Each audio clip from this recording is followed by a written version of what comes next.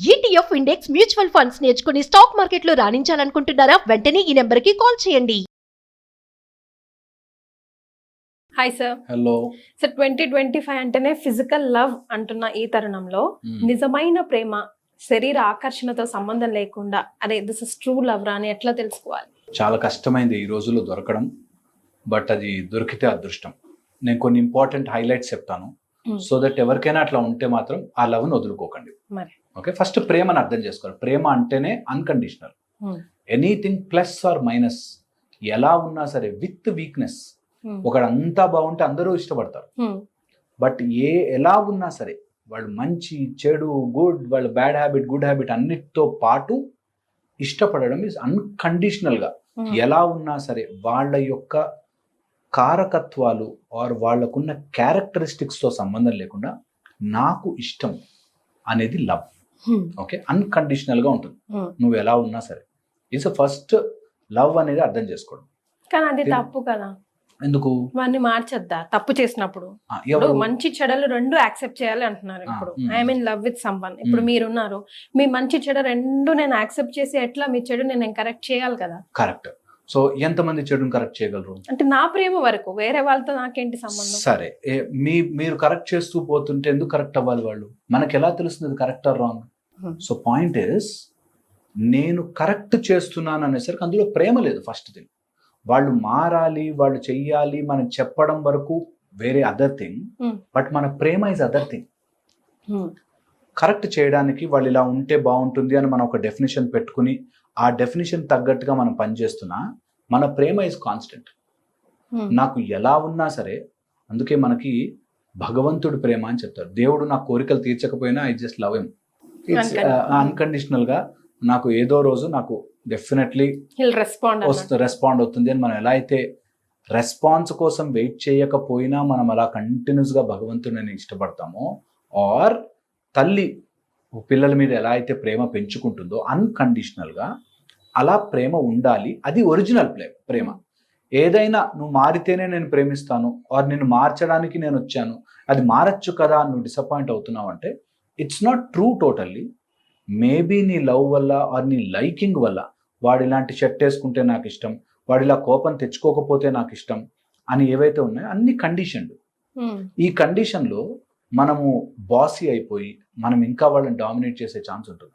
So ఎప్పుడైనా ఎవరినైనా correct చేయాలనుకుంటే నేను అసలు ఏ తప్పులు చేయలేని మనిషిని అయితే కరెక్ట్ చేద్దాం. ప్రతి మనిషిలో ఏదో ఒక తప్పులు ఉంటాయి. ఓకే, ఏదో ఒక తప్పులు ఉంటాయి. అండ్ ఆ ప్రేమకి వాళ్ళని కరెక్ట్ చేయడానికి లింక్ లేదు. ఒక మర్డర్ చేసి వచ్చాడు, నేను నన్ను ప్రేమిస్తున్నా కదా అని కాపాడకూడదు. That's the difference. సో నీ ప్రేమ ఉంది, I love you, but what you have done you have to bear with it. ఆ రెస్పాన్సిబిలిటీ తీసుకోవాలి.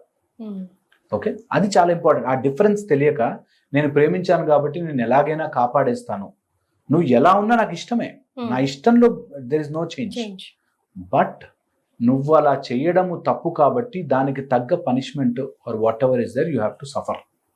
నా ప్రేమ మారదు, ఈజ్ అ ఫండమెంటల్ వెయిట్ ఏం అవసరం లేదు. యూ కెన్ గో, నీ ప్రేమ తగ్గదంటున్నా. నువ్వు వెయిట్ దేనికి చేయాలి? వాడు మళ్ళీ వచ్చి వాడు మళ్ళీ మన ఒళ్ళో తలబెట్టుకుని పడుకోవాలనా వాట్? సో ఇక్కడ ఏమవుతుందంటే ప్రేమ అనేసరికి ఏదో జరిగి వాళ్ళు కూడా మన దగ్గర ఉంటేనే ప్రేమ అని అనుకుంటాం. నో, నాకు ఎక్కడ ఉన్నా ప్రేమే. My love is pure and clear that wherever you are, నీ ఆలోచన వస్తే అబ్బా అని అనిపిస్తున్నా. It is nowhere physical, it is nowhere నేను టచ్ చేయాలి, నువ్వు నాతో ఉండాలి, నా ప్రేమకు నువ్వు రెస్పాండ్ అవ్వాలి, నా ప్రేమ నువ్వు ఎస్ అని అగ్రీ చేయాలి, అగ్రీ చేయకపోతే నా కోపం వస్తుంది, ఏం లేవు.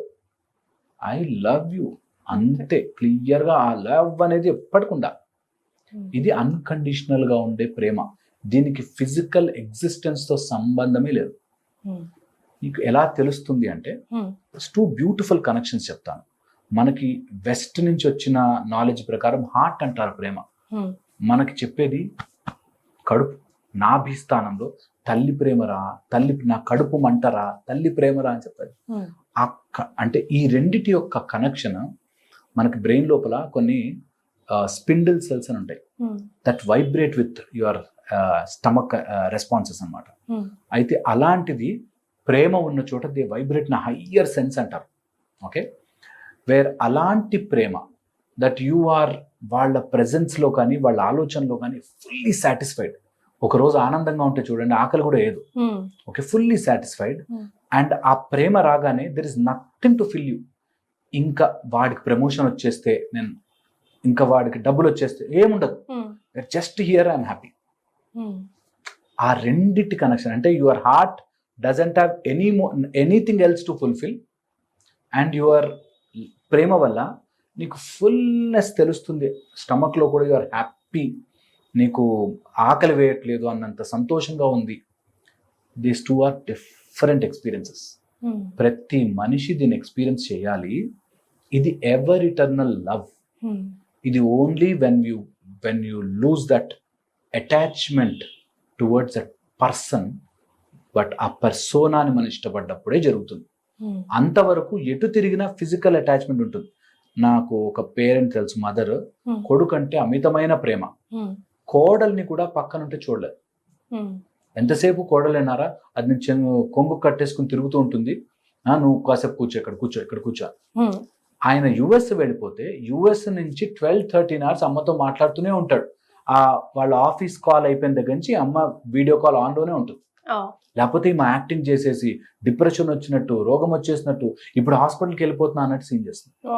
So she feels that is love towards child, but యాక్చువల్గా అది కంప్రెసింగ్. ఆ మనిషి ఉన్నా లేకపోయినా, తెలిసినా తెలియకపోయినా, you are loving is totally different. ఇది ఓన్లీ ఎక్స్పీరియన్షియల్. నన్ను ప్రూవ్ చేయండి అలా ఎలా ఉంటుందండి అంటే చేయలేము నిజంగా. బట్ ఒకసారి ఆ ఫీలింగ్ వచ్చినవాడు, అందుకే మీరు నమ్మరు, ఒకసారి అన్నమాచార్యుడు అలా చూసి ఎప్పుడు వస్తాడో తెలియదు, 92 years అలా పద్యాలు రాస్తూనే, పాటలు రాస్తూనే, కీర్తనలు రాస్తూనే పోయాడు. ఎందుకు అంటే when you know that it is pure love అని వదలలేం.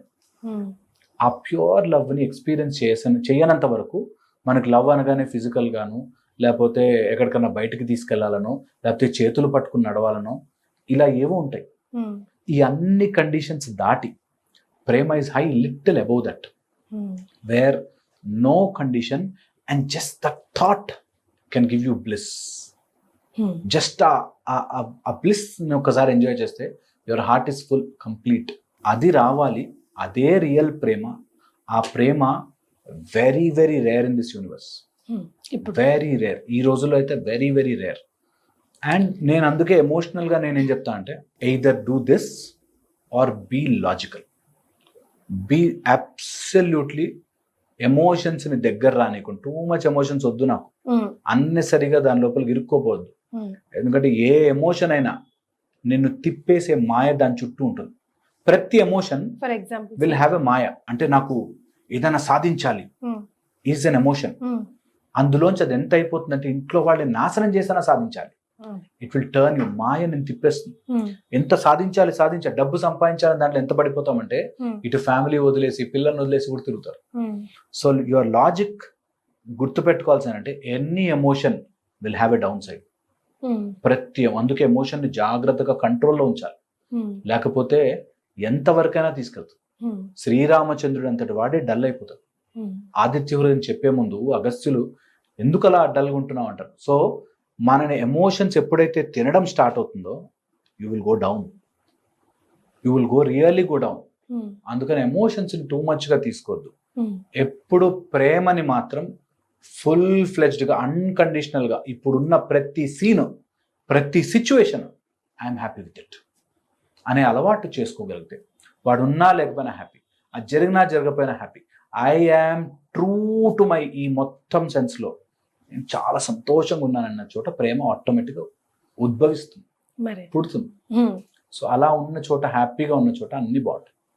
నేను చెప్తున్నది, బాధలో ఎప్పుడు పిల్లల్ని పెంచకండి, ఆ గిల్ట్లో పెంచకండి. చాలా మంది తల్లులు ఇప్పుడు వర్కింగ్ ఉమెన్ ఉంటారు కదా, వాళ్ళు నేను ఇంట్లో పిల్లల్ని వదిలేసి వస్తున్నాను అనే బాధలో పెంచుతారు. ఇంటికి వెళ్ళగానే నీకు ఎక్కువ ఓవర్ కేరింగ్ చేసేస్తారు. అవసరం లేదు. మీరు ఏం చేసినా, ఎలా చేసినా కూడా you are mother, true love మీది. ఆ గిల్ట్ ఫీలింగ్తో అయ్యో నేను పిల్లలతో ఉండట్లేకపోతున్నాను, అలానే రోడ్డు మీద వదిలేమని కాదు. యు సీ దట్ బ్యాలెన్స్ చాలా చాలా ఇంపార్టెంట్. ఆ బ్యాలెన్స్ని కనుక మెయింటైన్ చేసుకుంటూ ప్రేమగా ఉంటే అరౌండ్ పీపుల్ కూడా ప్రేమగా మారతారు. There are studies which show when you vibrate positively people around you will vibrate. Start. Neem Karoli Baba దగ్గర కూర్చుని వస్తే, రమణ ఆశ్రమానికి ఊరికి వెళ్ళి వస్తే మనకు టైప్ ఆఫ్ బ్లిస్ ఉంటుంది. ఓకే, అది because their presence itself, వాళ్ళ ఆ ఆరా చాలు, that entire thing will change. So మన ప్రేమ షుడ్ బి క్యాప్టివేటింగ్. ఇట్లా అందరూ మన చుట్టూ ఉన్న వాళ్ళంతా ఇట్లా ఎంత ప్లెజెంట్నెస్ ఉందిరా అనేటటువంటి ప్రేమ ఆటోమేటిక్ వస్తుంది. కంప్రెసింగ్ అనే చోట ప్రేమ పోతుంది. సో ఫిజికల్గా లేకుండా ప్రేమ ఉంటుంది, అండ్ అది నిజంగా ఎక్స్పీరియన్స్ చేసిన వాడికి తెలుస్తుంది. ఎస్, నోరుతో చెప్పింది కాదండి, ఏదైనా ఇక్కడ ఇంపార్టెంట్ అంటున్నారు హరీష్ గారు, ట్రై చేసి చూడండి కదా వచ్చేస్తుంది, అంతే కదండి. Thank you so much.